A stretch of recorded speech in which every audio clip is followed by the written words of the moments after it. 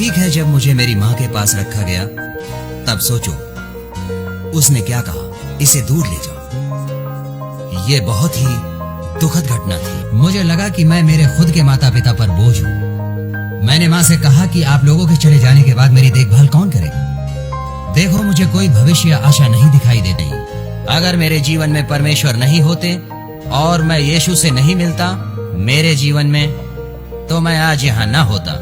इस बात का मैं आपको पूर्ण आश्वासन दिलाता हूँ अपने पूर्ण हृदय से। मैं अपना जीवन पहले ही समाप्त कर चुका होता और ऐसी अनगिनत चीजों की सूची में जो नहीं कर सकता था, जो मेरे पास नहीं था। और मैं सोचता था कि मैं ही क्यों। जैसे कि मैं बाहर जाता था और लोगों की ओर देखकर परमेश्वर से कहता था, हे परमेश्वर, आपने इन्हें क्यों नहीं चुना। देखो, वो ऐसे लग रहे हैं कि वो इसे झेल सकते हैं, मैं नहीं झेल सकता। मैं कभी कभी कठोर हो जाता था। क्या आपने कभी सोचा है यदि आपके हाथ ना हो तो क्या होगा, और यदि आपके पैर भी ना हो तो आप जो जिंदगी जी रहे हैं क्या उसको इसी तरह जी पाएंगे? शायद नहीं। कर रहा हूँ निकोलस वोइचिच की। निक का जन्म हुआ था 4 दिसंबर 1982 को मेलबर्न, ऑस्ट्रेलिया में। टेट्रा एमेलिया सिंड्रोम बीमारी के कारण माँ के गर्भ में ही निक के हाथ पैरों का विकास नहीं हो पाया और जन्म के समय से ही उसने बिना हाथ पैर के एक बेबस अपाहिज जीवन जिया। अपने स्कूल के दिनों में निक ने शारीरिक रूप से संघर्ष तो किया ही, बल्कि स्कूल में उसके अपाहिज होने पर बाकी बच्चे उसका खूब मजाक उड़ाया करते थे, जिससे मेंटली और इमोशनली कोई भी बच्चा टूट जाता। स्कूल में निक का कोई दोस्त नहीं बना और अकेलेपन और नाउम्मीदी ने उन्हें इस कदर तक तोड़ दिया कि 10 साल की उम्र में उन्होंने आत्महत्या करने की कोशिश कर डाली। जी हाँ, उनकी उम्र केवल 10 साल थी। जिस उम्र में कोई भी इंसान दुनिया के बारे में सीखना शुरू करता है, उस उम्र में उन्होंने दुनिया के तमाम दुख और सितम देख लिए थे। बाद में उन्हें ये रियलाइज हुआ कि उनका यह सोचना गलत था कि वो किसी काम के नहीं है या उनका कोई मोल नहीं है। उन्होंने सोचा, भले ही मेरे पास मेरी पत्नी का हाथ पकड़ने के लिए हाथ ना हो, लेकिन सही समय आने पर मैं उसका दिल संभाल पाऊंगा और उसके दिल को संभालने के लिए मुझे हाथों की जरूरत नहीं होगी। आज निक ना सिर्फ शादीशुदा हैं, बल्कि उनके बच्चे भी हैं। निक कहते हैं, मेरा यकीन कीजिए, उम्मीद खोना हाथ पांव खोने से कहीं ज्यादा बुरा है। जिंदगी से मिली हर चीज को खुले मन से स्वीकार कर लेना चाहिए, फिर चाहे वो मुश्किलें ही क्यों ना हो, क्योंकि मुश्किलें ही वो सीढ़ियां हैं जिन पर चढ़कर हमें अपने जीवन में कामयाबी और खुशियां मिलेंगी। आप देख रहे हैं मीडिया बाबू टीवी। अगर अभी तक आपने हमारे चैनल को फॉलो नहीं किया है तो आप फॉलो करें, अगर यूट्यूब में है तो आप सब्सक्राइब करिए। मेरा जन्म बिना हाथ पैर के हुआ और मेरे माता पिता सारी उम्र समर्पित मसीही थे। और फिर मैं आया, ये जैसे कि उनके विश्वास की परीक्षा थी। देखो, जब तक मेरा जन्म नहीं हुआ था तब तक मेरे पिता को यह मालूम नहीं था कि मैं बिना हाथ पैर के जन्म लूंगा। और ये अजीब था क्योंकि इसका कोई वैज्ञानिक कारण नहीं था कि ये क्यों हुआ।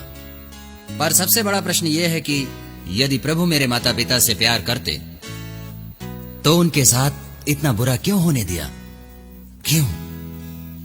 और आप जानते हैं, याकूब 1:2 कहता है कि मेरे भाइयों, जब तुम नाना प्रकार की परीक्षाओं में पढ़ो तो इसको पूरे आनंद की बात समझो। ठीक है, जब मैं पैदा हुआ मेरे माता पिता के आखिरी 2 शब्द थे, प्रभु की स्तुति हो। आपको पता है कि माँ अपने पहले बच्चे को व्याकुल होकर कैसे उठाती है? ठीक है, जब मुझे मेरी माँ के पास रखा गया तब सोचो उसने क्या कहा, इसे दूर ले जाओ। ये बहुत ही दुखद घटना थी। क्या पूरा आनंद? आज मैं आपसे बांटना चाहूंगा परमेश्वर के सारे वादे और वे कारण जो मैं यहाँ आपके सामने खड़ा हूं, और परमेश्वर का आनंद मुझ में है। अगर आपके पास बाइबल है तो यिर्मयाह का 29वां अध्याय खोलें। इसके पहले कि हम वचन में जाएं, जैसे मैं बड़ा हो रहा था, मैं चाहता हूं कि आप समझें मैं कैसी जिंदगी जी रहा था। और यह सिर्फ मेरे माता पिता के लिए ही कठिन नहीं, बल्कि मेरे लिए भी कठिन था। मुझे 24 घंटे देखभाल की जरूरत थी। आपको कितनी बार अपने हाथ पैर की जरूरत होती है? लगभग हमेशा। उसी तरह मुझे भी किसी की जरूरत थी और मैं खुद एक गिलास पानी भी नहीं पी सकता था। मैं अपने आप खाना भी नहीं खा सकता था। मेरा मुंह आप जानते हैं, उस आइसक्रीम के अंदर आप जानते हैं मैं पूरा गंदा हो जाता था। इसी वजह से मुझे हमेशा किसी की जरूरत रहती थी। इससे मुझे बहुत बुरा लगता है। आप जानते हैं जब कोई मुझे टॉयलेट ले जाता था, सोचो आपके माता पिता आपको टॉयलेट ले जाते हैं जब आप 11-12 साल के हैं और ये थोड़ी शर्मनाक परिस्थिति थी, क्यों है ना? मगर मेरे पास इसके अलावा कोई विकल्प नहीं था, पर मुझे इन सब की जरूरत थी। मुझे लगा कि मैं मेरे खुद के माता पिता पर बोझ हूं। मैंने माँ से कहा कि आप लोगों के चले जाने के बाद मेरी देखभाल कौन करेगा? देखो मुझे कोई भविष्य या आशा नहीं दिखाई देती। मुझ में ऐसा विश्वास नहीं था कि कोई भी लड़की मुझे पसंद करके मुझसे शादी करेगी, हरगिज़ नहीं। मैं आपको बता दूं मैं अभी भी कुंवारा हूं। मगर वाकई हम पढ़ते हैं यिर्मयाह 29:11 कहता है, क्योंकि यहोवा की ये वाणी है कि जो कल्पनाएं मैं तुम्हारे विषय में करता हूँ उन्हें मैं जानता हूँ, वे हानि की नहीं वरन कुशल की हैं, और अंत में तुम्हारी आशा पूरी करूंगा। अब ये अच्छी वाचा है, पर हम ऐसे क्यों नहीं हैं हमेशा? क्योंकि हमारी आशा और भविष्य जो अब हो रहा है उस पर निर्भर है। मैं जानता हूं कि आपके इत्र की बोतल खत्म हो जाती है, नाखून टूट जाते हैं, आप जानते हैं छोटी छोटी बातें, आप निराश हो जाते हैं। मगर बड़ी बातों में भी क्या हंसने वाली बात नहीं है? जैसे कि आप मदद मांग रहे हो और वो तुम्हें उत्तर नहीं देता। ठीक है, मैं आपसे ये वचन कुछ क्षणों में बांटना चाहूंगा, पर क्योंकि मैं वाकई ध्यान चाहता हूं, मैं कुछ और दिखावा करना चाहता हूं। ठीक है, स्कूल में मैंने अपने पैर से लिखना सीखा। ये एक सामान्य पेन है जो प्लास्टिक होल्डर में मेरे पैर में है। लिखना अच्छा लगता है, चित्र बनाना अच्छा लगता है। मैंने कंप्यूटर में टाइप करना भी सीखा, एड़ी अंगूठे से करीब 43 शब्द 1 मिनट में। अच्छा है। ये एक पेचीदा बात है। ठीक है, मुझे मेरे मित्र को फोन करना है। Thank you, good morning. आपकी चेतावनी के लिए ये शायद पहली बार में नहीं होगा, मगर क्या होगा जब हम असफल होंगे? फिर से शुरू करते हैं। क्या होता है जब हम असफल होते हैं? कोशिश करो। बहुत अच्छा। चलो शुरू करें। ध्यान दें, देखिए। हे, ये अच्छा था।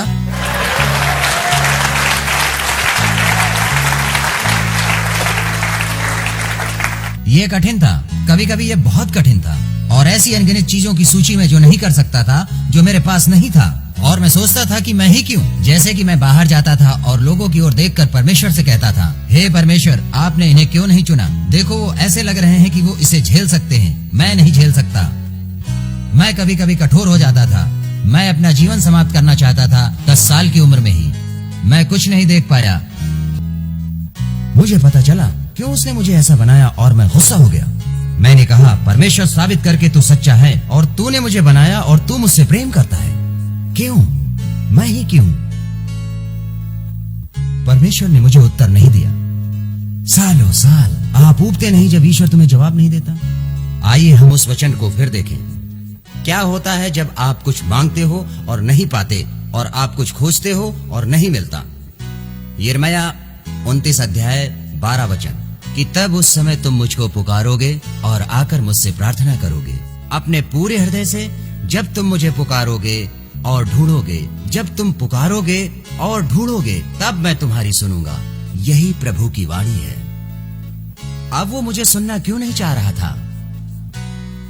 ऐसा है, जिंदगी के उतार चढ़ाव,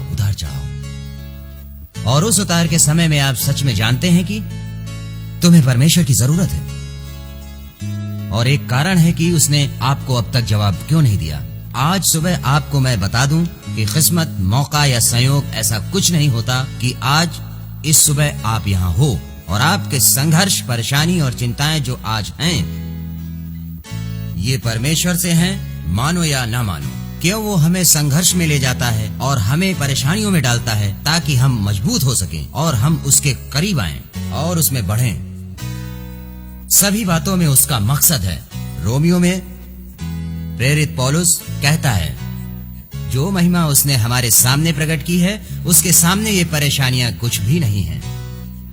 रोमियो 8:28 कहता है कि हम जानते हैं कि जो लोग परमेश्वर में प्रेम रखते हैं उनके लिए सब बातें मिलकर भलाई ही उत्पन्न करती हैं। क्या आप इसका अर्थ जानते हैं कि परमेश्वर आपसे ऐसा कुछ भी नहीं होने देगा सिवाय कि उसका भला मकसद हो?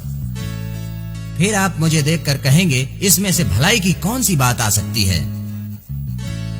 ओह, सोचो सोचो, मैं इसे अपने 2 हाथों से पकड़े रखता हूं। मेरा मतलब वाकई हम इस पे थोड़ी देर के बाद जाएंगे। मैं आपसे कहना चाहता हूं कि क्यों परमेश्वर ने आपकी प्रार्थनाओं का अब तक उत्तर नहीं दिया। उसने अब तक आपको इन सारी परेशानियों से नहीं छुड़ाया, क्योंकि वो हमारे हृदय को मजबूत कर रहा है और उसे तैयार कर रहा है और उसे सिखा रहा है। उस पर भरोसा करो। नीति वचन 3:5 कहता है कि तू अपनी समझ का सहारा न लेना, पूरे मन से यहोवा पर भरोसा रखना, उसको याद करके सब काम करना, तब वो तेरे लिए सीधा मार्ग निकालेगा। परमेश्वर पर भरोसा रखो।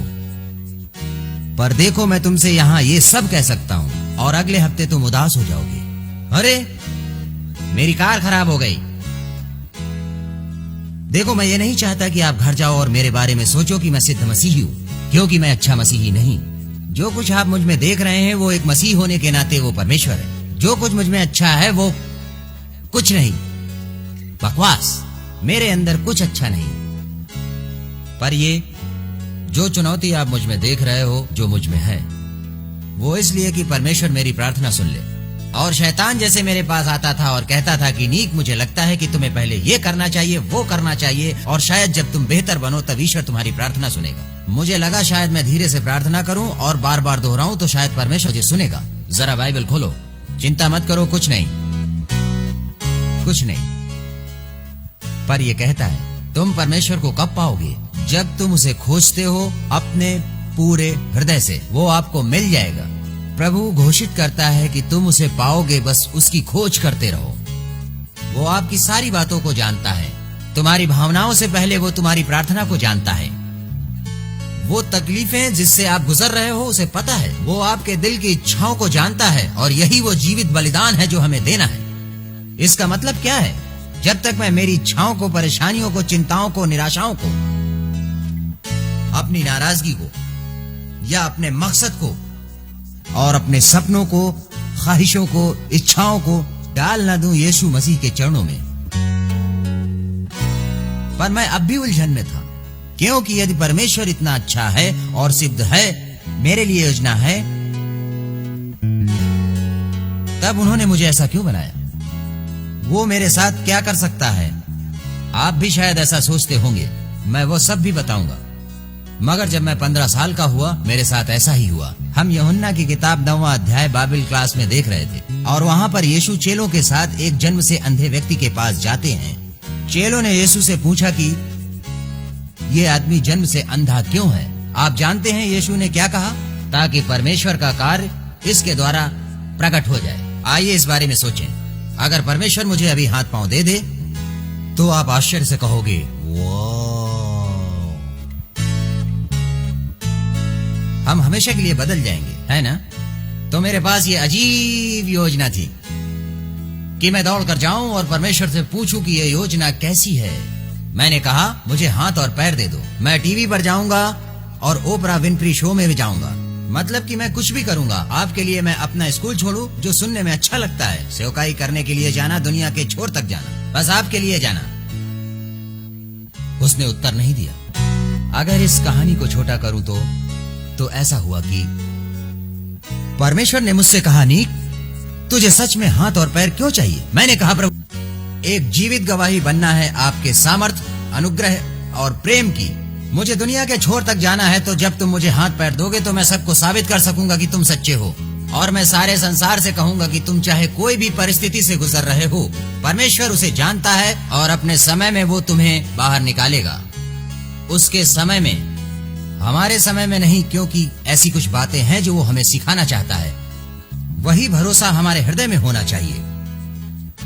परमेश्वर का आनंद ये जानना है कि चाहे कुछ भी हो जाए, परमेश्वर आपके साथ है और आपको कभी नहीं त्यागेगा। वो तुम्हें कभी नहीं छोड़ेगा। तुम्हारे जीवन में कठिन समय आते हैं, आपके जीवन में कई तूफान हैं और वो शायद आपके काबू में नहीं हैं, और परमेश्वर शायद उस तूफान को नहीं रोकेगा, परंतु तूफान समाप्त होने तक संभालेगा। ये जान लो, परमेश्वर की इच्छा और उसका समय नहीं है तो उसके पास आपके लिए कुछ बेहतर है। शरीर में हाथ पांव का ना होना बोझ है। कई बार आपका क्रूस उठाना बहुत भारी है।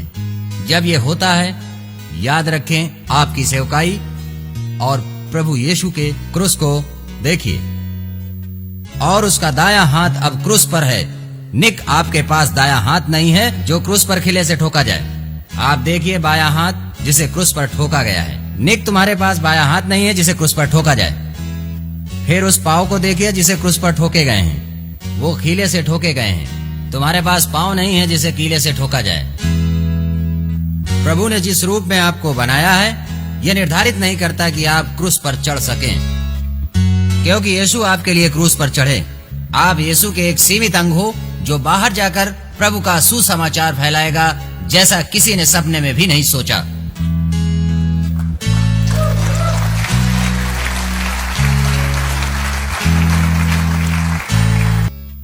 मैं आपको कहना चाहता हूं कि ऐसा कुछ नहीं जो आपको परमेश्वर के करीब आने से रोक सके।